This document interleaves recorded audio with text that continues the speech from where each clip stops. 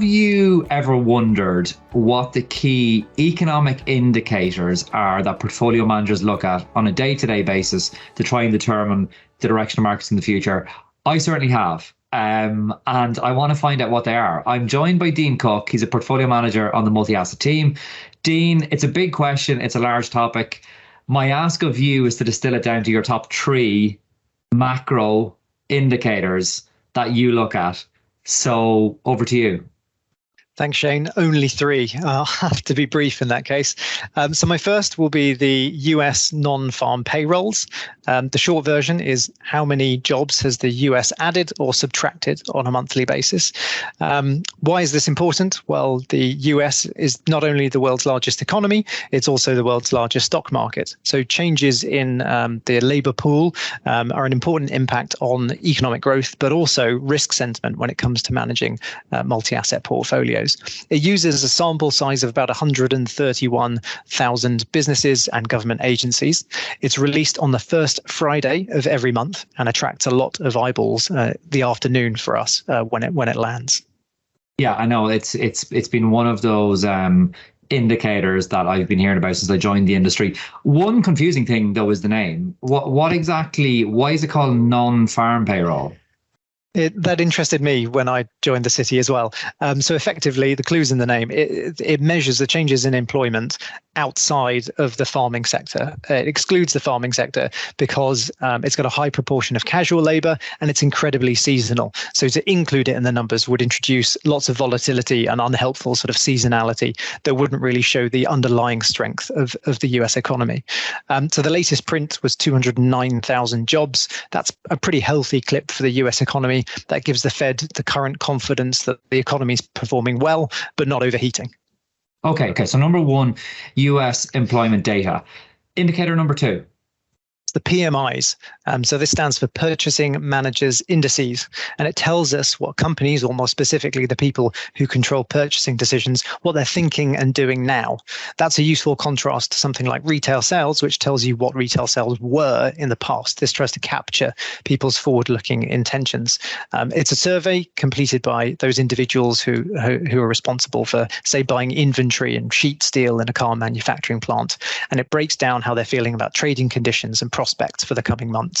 There's one for the manufacturing sector and also one for the services sector. It's fairly high frequency, so we get it every month. And if the number is above 50, then generally speaking, the economy or that part of the economy is expanding. And if it's below 50, then it's likely contracting. Okay. Yeah. Again, another indicator that I have heard about for quite some time. And it does make sense. I mean, it's like a window into the future. You're asking somebody about what inventory they're ordering, which is obviously going to give you an indication as to what demand they expect in the future. So that's quite interesting. Really quickly, what do they look like? Services, manufacturing, what are the latest reads? So broadly speaking, things look pretty good in the services sector at the moment. So imagine that PMI above 50, depending on the market that you're looking at across the globe.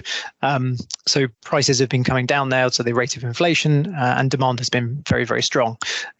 Different story for manufacturing, where at the moment PMIs are broadly across the board negative. Okay. Some good, some bad. Finally, indicator number three. So Shane, sorry, I've bent the rules slightly here. The first two indicators are things that we look at all the time, whereas the third is something that I'm looking at sort of more closely at the moment, and that's the Bank of England Credit Conditions Survey. It's a quarterly report that shows credit trends across the economy, and it's compiled from a survey that goes directly to lenders. So they'll provide a report on both the demand for and supply of credit across the economy into different parts of it.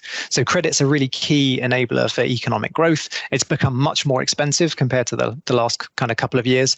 And we might have expected, certainly if you were to look at the headlines, to have seen a material slowdown in both demand and supply. The latest edition, however, contains a few reasons to be optimistic. So we've seen some slowdowns, as you might expect, in mortgage-related lending, but demand for credit has actually increased in areas like corporate lending. So this is better than feared. And as I say, if you were to read the headlines, you might get one picture, but actually the data in the credit condition survey suggests that the UK economy is holding up a bit better than feared.